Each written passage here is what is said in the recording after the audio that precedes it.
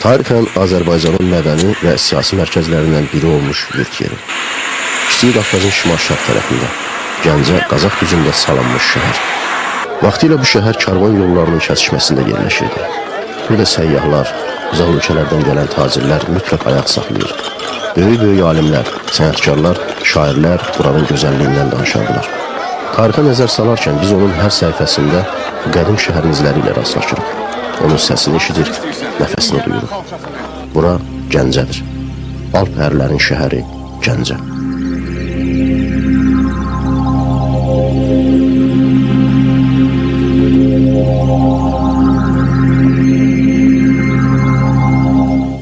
Gəncənin şəhər kimi formalaşmasına dair müxtəlif fikirlər var. Bəziləri şəhərin yaranmasını eramızdan əvvələ, bir qism isə erkən orta əsrlərə aid edirlər. Ancaq bütün hallarda buranın tarixindən danışarkən yaddan çıxarmaq lazım deyil ki, Gəncə ictimai, iqtisadi və mədəni mərkəz kimi yaranıb. Buranın tarixini Naxçıvan, Qəbələ, Şəki, Şamaxı və digər şəhərlərimiz kimi əlverişli coğrafi məkana malik, sonralar isə şəhərə çevrilmiş yaşayış məskəni olaraq nəzərdən keçirmək lazımdır. Hələ 40-cı illərdə arxeoloji qazıntılar zamanı tədqiqatçılar belə bir fikrə gəlmişdilər ki, Gəncənin ərazisində yaşayış məskəni eramızdan əvvəl mövcud olub.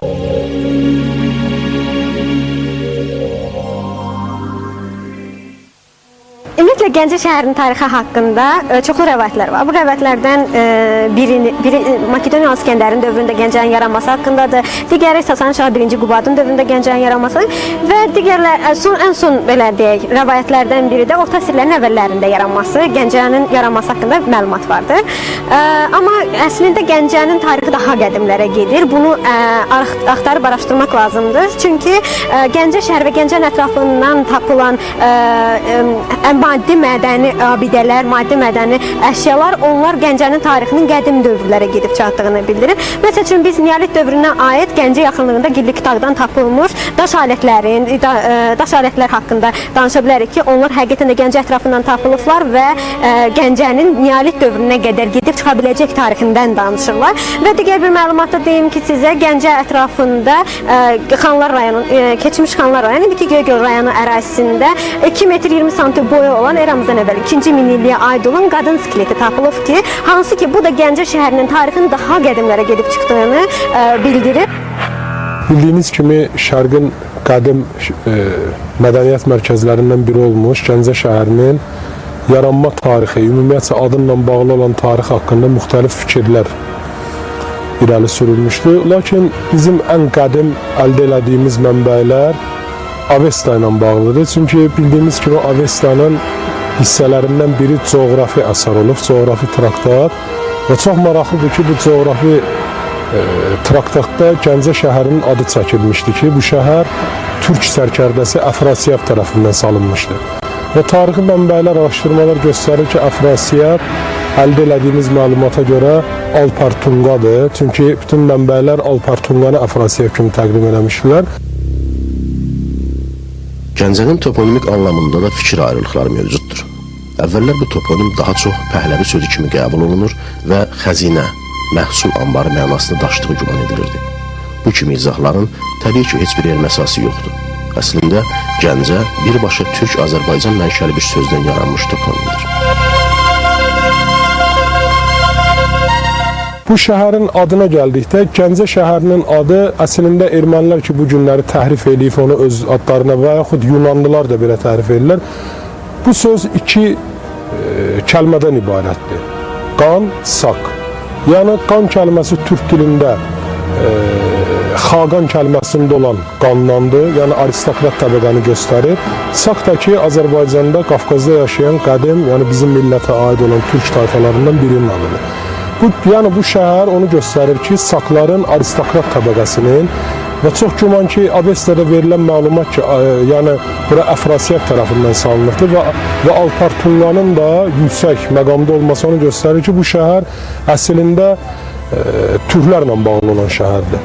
İraqda, Orta Asiyada da Gəncə adında şəhər, kənd, qəsəbələr vardı ki, bunlar da həmən tayfa adından yəni bağlıdır. Ümumiyyətlə bizim şəhərimizin adı, Gəncə adı məxsusdur türk tayfalarına. Amma təəssüf olsun ki, bəzi İran tarixçiləri bu Avestada verilən məlumatı xüsusilə Şimali Azərbaycandakı şəhərlərin əhəmiyyətini aşağı salmaq üçün belə verirlər ki, güya bu Cənubi Azərbaycanda da Gəncə adında bir şəhər olub. Lakin bu mənbələrdə göstərilir, amma faktiki ora hansı şəhərdir? O harda olub o şəhər, o bilinmir. Cənubi şəhərdə Azərbaycanın ən qədim şəhəri Həmədandır və bu Həmədan haqqında da qədim mənbələrdə məlumat vardır. Gəncə kəlməsi bilavasitə Türk tayfasının adı ilə bağlı olan bir kəlmədir.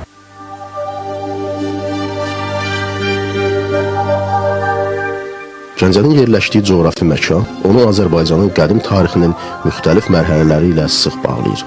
Bu baxımdan Gəncə şəhəri həm də özündə Alban mədəniyyətinin nümunələrini yaşadır.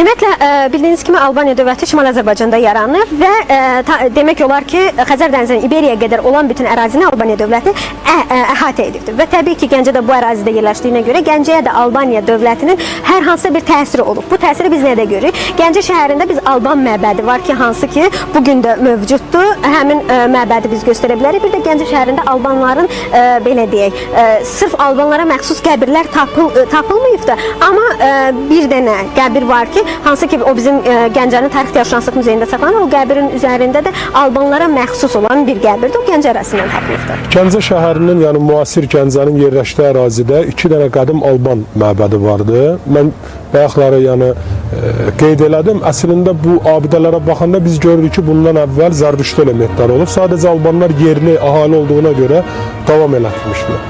Və çox maraqlıdır, mən şəxsən özüm bütün dağlarda, bu ərazilərdə, meşələrdə olan Alban məbədlərinin üzərində araşdırmalar aparmışam. Amma xüsusilə Gəncədə yerləşən bu 2 Alban məbədi öz arxitektur və eyni zamanda daxilində olan rəmzlərə və simvollara görə başqa abidələrdən qabarıq şəkildə ayrılır, seçilir. Məsələn, kamerni, orkestr adlanan, ki, binada yerləşən Alban məbədinin daxilində biz xristianlıq əlamətlərinlə yanaşı günəş simvolu, yerli, əhaliyə məxsus olan suvastik, svastika ki deyilirlər. Suvastik qədim, bu ki mənası, suvastik sözünün mənası qədim türk dilində firavan həyat deməkdir. Dövr eləyir, hərəkətdə olan bu simvolları biz sırf şəkildə xristian abidəsi, xristian əlaməti kimi deyil, çox maraqlıdır. Xristian və yerli arxitekturanın təsiri olmuşdur. Şahsevən məhəlləsində yerləşən abidə öz quruluşuna görə onu göstərir ki, daha qədimdir. Ancaq təəssüf olsun ki, ermənilər bu abidələr ümumiyyətcə ərəblər bu əraziyə gəldikdən sonra, xüsusilə İslam dini bu Qafqazda və Azərbaycan ərazisində geniş yayıldıqdan sonra yiyəsiz qaldığı üçün bu abidələri ermənilər mənimsəyiblər. Və bu məndə olan məlumata görə və şəkillər də müqayisə olunur. Fələstində 2 qədim abidə var, Fələstində. Bax, Şahsevən məhəlləsində olan kilsə, Alban kilsəsi, həmən Fələstində yerləşən kilsələrə daha yaxındır. Bu onu göstərir ki, demək, Azərbaycanda mövcud olan xristianlıq daha saf və daha təmiz xristianlıq olub, ilkin variantda, ilkin xristianlıqdır. Ona görə də ilkin xristianlıq və yerli memarlıq abidəsi daha dolğun şəkildə ki, bu günləri ən böyük xristian ölkələrində hətta belə abidələrə, xristian abidələrinə təsadüf eləmək mümkün olmur.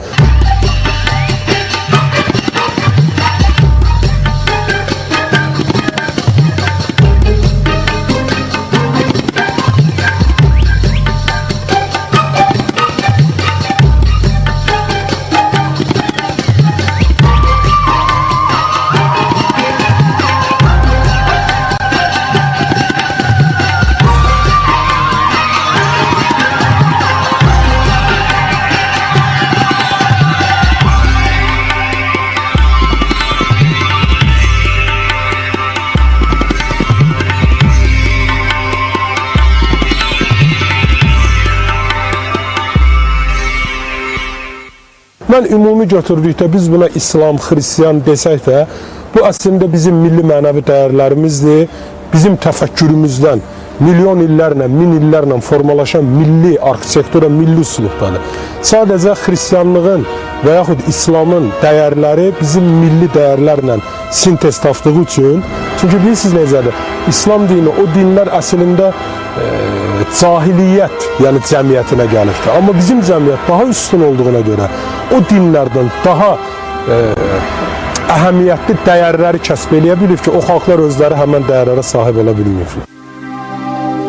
Gəncənin orta əsrlərə gedib çıxan yaşının sübutu kimi 656-661-ci illərdə hakimiyyətdə olmuş Xəlifə Əli İbn Əbu Talibin dövründə yaşamış cömərd qəssab haqqında olan rəvayətləri və onun türbəsini saymaq olar. Rəvayətə görə bu adam İslamı gizli qəbul edibmiş. Kiminsə dinini gizlicə dəyişməsi onu göstərir ki, hələ o vaxtlar Gəncənin siyasi hakimiyyəti və nüfuzlu ruhani idarəsi olubmuş. Rəvayətə görə cömərd qəssab tərəzi işlətmədən ya Əli deyərək əti doğrayar və hamıya düzgün çəkidə ət verərmiş. Biz son məlumatlara görə Gəncənin tarixini orta əsrlər dövründən olaraq danışacağıq. Gəncənin tarixini sübut edən, orta əsrlərə aid olduğunu sübut edən amillərdən biri də hələ Ərəb xilafəti dövründə, Ərəb xəlifəsi olan Əlinin dövründə Gəncənin adı dəfələrlə onların Ərəb səyyahların əsərlərində çəkilir və bu şəhərin tranzit yolun üzərində yerləşməsi haqqında məlumat verilir. Lakin digər başqa məlumatlar var ki, Ərəb xilafəti dağıldıqdan sonra Azərbaycanda yaranmış erkən feodal dövlətləri içərisində Şəddadilər dövləti var ki, hansı ki Şəddadilər dövlətinin mərkəzi şəhəri, yəni paytaxt şəhəri Gəncə şəhəri olmuşdu və Gəncə şəhərinin ən mütərəqqi inkişaf dövrü təsadüf edir Şəddadilərin dövrünə. Bu da 971-ci ildə Gəncə şəhərinin paytaxt seçilməsi ilə əlaqədardır. Daha sonralar da Gəncə şəhəri Şəddadilərin dövründə ən yüksək zirvəsinə çatmışdı və Şəddadi hökmdarı 1-ci Fəzl İbn Məhəmmədin dövründə Gəncə şəhəri yüksək inkişaf nəticəsinə çatmışdı. Hətta Gəncə şəhəri bütün Azərbaycanda olan başqa feodal dövlətlərlə münasibətdə mərkəz şəhərinə çevrilmişdi. 7-ci əsrin birinci yarısında Gəncə farslar, ikinci yarısında isə ərəblər tərəfindən dağıdılıb. 7-ci əsrin sonunda isə şəhər ərəblərlə Xəzərlər arasında döyüş meydanına çevrilmişdi. Buna baxmayaraq Gəncə müharibələr arasında dinclik dövründə sürətlə inkişaf eləyirdi. Arranın paytaxtı olan Bərdə şəhərindən sonra bura beynəlxalq ticarətdə mühüm rol oynayırdı. 10-cu əsrdən etibarən Bərdə paytaxt simasını itirəndə Gəncə ölkənin ictimai, iqtisadi və mədəni həyatında mühüm rol oynamağa başladı. Şəhərin həyatında ticarət və sənətkarlıq mühüm yer tutdu. Gəncənin ölkənin paytaxtı kimi formalaşarkən hərbi müqavimətin artırılmasına xüsusi diqqət yetirilirdi. Artıq bu dövrdə qala divarları tikilmiş, onların ətrafında dərin xəndəklər qazılmışdı.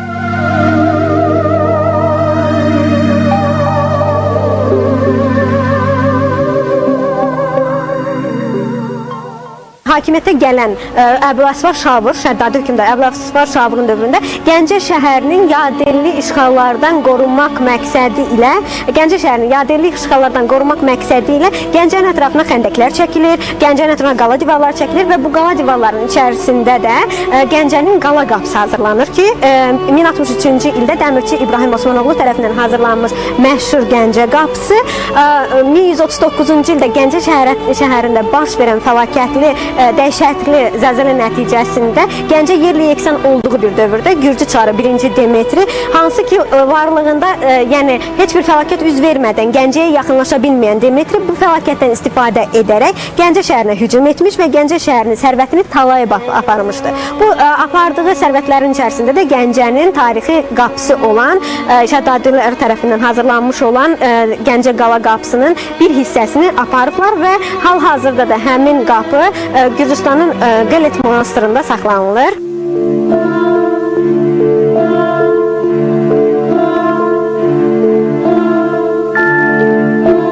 Bugünün özündə belə vaxtilə Gəncə ətrafında tikilmiş qala divarlarının izlərinə rast gəlmək mümkündür.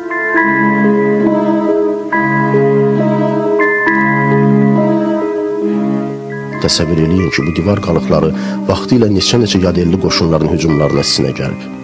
Burada müxtəlif dövrlərdə arxeoloji qazıntı işləri aparılsa da işlər tamamilə yekunlaşmayıb. Qazıntılar zamanı qala divarlarının bir hissəsi, şəhərin müxtəlif ictimai binalarının qalıqları və çoxlu maddi mədəniyyət nümunələri aşkarlanıb.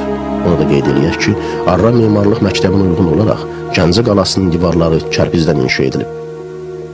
Ümumiyyətlə qədim Gəncə şəhər yerinin erkən orta əsrlər dövründə inkişafa başladığı, Nizami Gəncəvi dövründə ən yüksək inkişaf mərhələsinə çatdığı, Monqol yürüşləri dövründə isə dağıdılaraq tənəzzülə uğradığı bildirilir.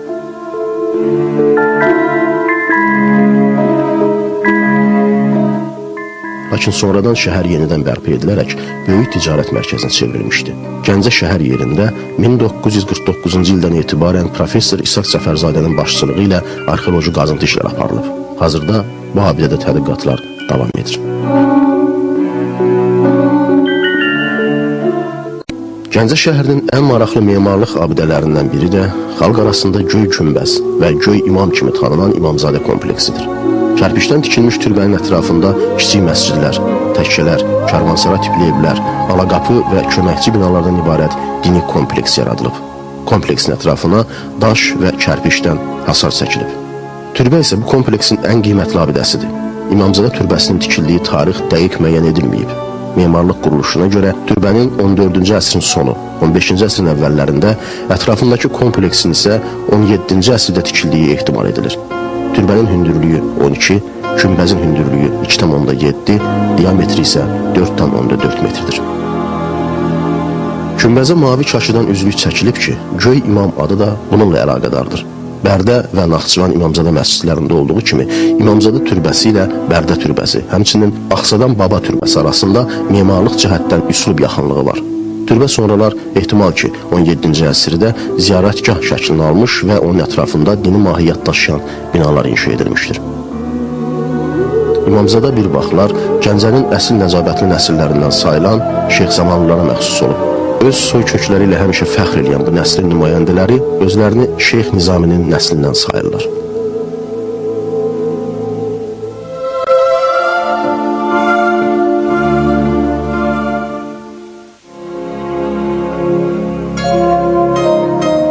Şeyx Zamanovlar nəslinin nümayəndələrinin bir çoxunun məzarı isə buradadır. Bura gələnlər əvvəlcə türbəyə daxil olur, imam övladını ziyarət edirlər.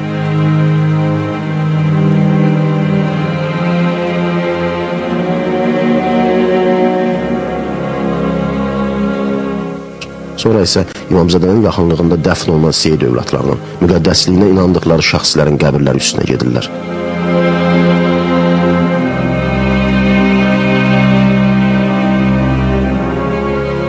Onların bir çoxuna nəzirlər qoyulur, şam yandırılır, dualar oxunur.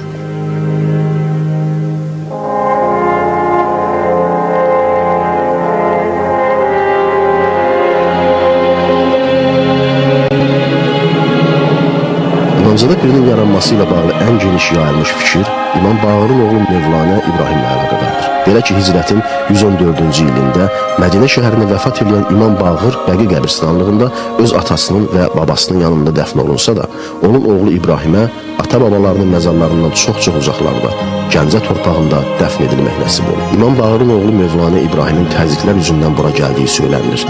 Bəzi mənbələrdə onun xəstəlikdən vəfat etdiyi bildirilir. İmamzadən tarixi ilə bağlı bir neçə dənə rəvayətlər var. Kimisi bunun 7-ci, 8-ci əsrlərə aid olduğunu, kimisi 14-15-ci əsrlərə aid olduğunu.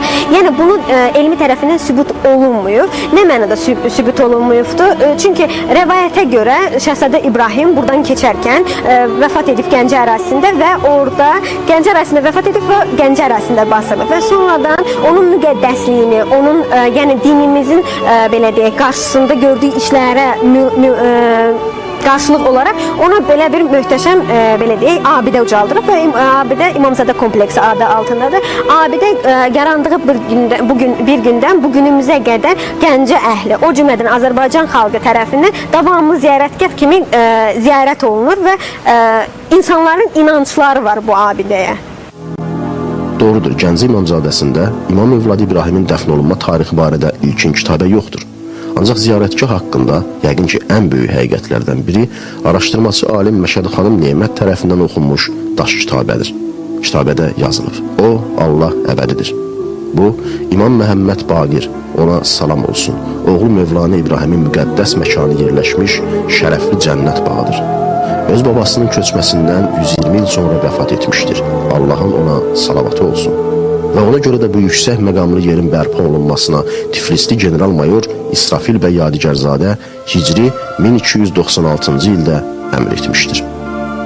Beləliklə kitabə təsdiq eləyir ki, Gəncə İmamzadə pirində 5-ci İmam Məhəmməd Bağırın oğlu Mövlanə İbrahim dəfn olunub. Onu da qeyd eləyək ki, Mövlanə İbrahim Azərbaycana gələn yeganə imam övladı deyil. Ondan başqa da bu ölkədə sığınacaq tapan Peyğəmbər əsilli müqəddəslər olublar. İmam övladları yaşayış yeri kimi təsadüfən Azərbaycanı seçməyiblər. Peyğəmbər nəslinin nümayəndələri burada böyük sevgi ilə qarşılanıb, böyük ehtiram görüblər.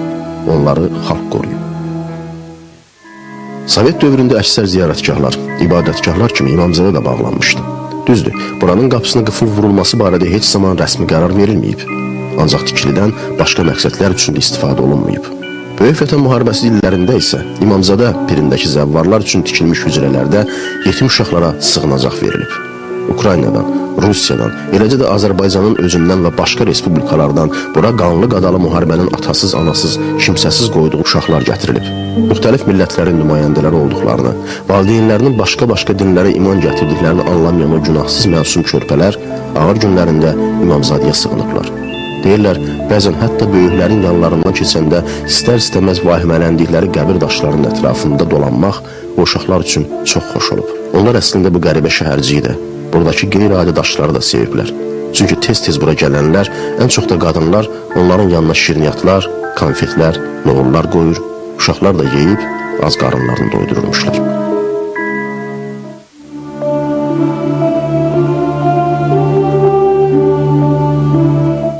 Qədim Gəncənin digər bir tarixi abidəsi olan Şah Abbas məscidi 17-ci əsr Azərbaycan memarlığı üçün səciyyəvi olan planda inşa olunub. Abbasqulu Ağa Bakıxanov Şah Abbas məscidinin məşhur alim və memar Şeyx Bayəddin tərəfindən tikildiyini yazır. Binanın tikintisində yumurta ağı ilə gil əhəng qarışığından və qırmızı kərpisdən istifadə edilib. 1776-cı ildə binaya əlavə olaraq qoşa minarə də tikilib. 1920-ci ildə Rus bolşevikləri tərəfindən şəhərə və ətrafa atılan mərmilərin təsirindən minarələrin biri əyilib. Həmin il Gəncə Şəhər Xeyriyyə Cəmiyyəti tərəfindən bərpa işlər aparılsa da, əyilmiş minarəni tam bərpa eləmək mümkün olmayıb. Şah Abbas məscidinin salonu öz dövrünə görə ən iri ibadət məkanlarından olub. Məscidin salonunda möhkəm palıtdan hazırlanmış bir minbər var.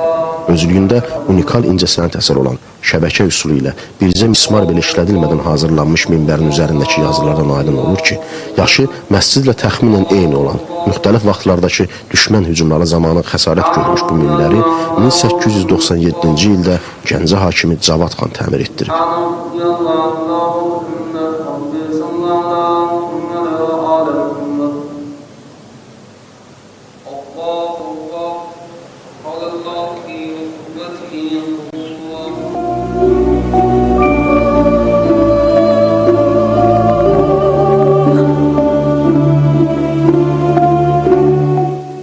Şücaəti ilə Azərbaycanın qəhrəmanlıq rəmzinə çevrilmiş Cavad xanın məqbərəsi də elə Şah Abbas məscidinin yaxınlığındadır. Ümumiyyətlə, Ziyadoğlu nəslindən olan digər xanların da qəbirləri bu ərazidə olub. Sovet dövründə aparılan rekonstruksiya işləri ilə əlaqədar onlar ləğv edilib. Amma Şah Abbas məscidi ətrafında tarixçəsini hələ çoxlarının bilmədiyi başqa məzarlar da mövcuddur. –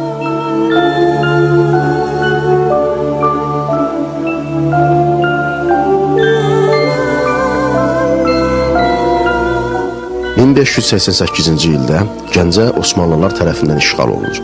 Fərhad Paşa Sultan 3-cü Muradın əmri ilə Səfəvilərin əlində qalan Gəncə üzərinə gedir və şəhər 1588-ci il sentyabr ayının 1-də alınır. Gəncə alındıqdan sonra Fərhad Paşa qala inşasına başlanmasını əmr verir.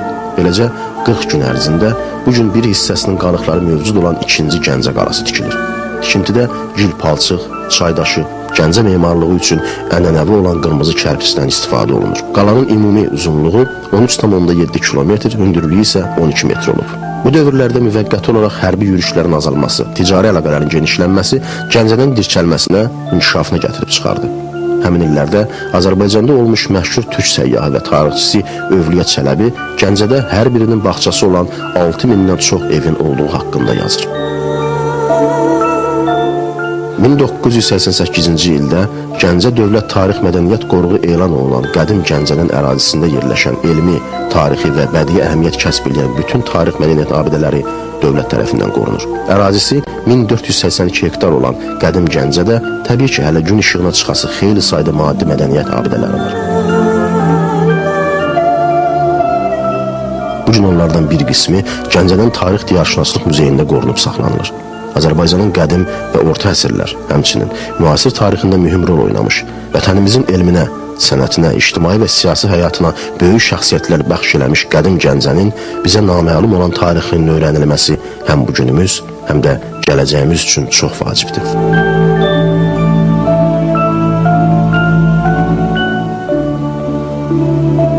Azərbaycan sirləri isə bu öyrənilən tarixin yaddaşlarda qalması üçün səfərlərini davam etdirməkdə israrlıdır.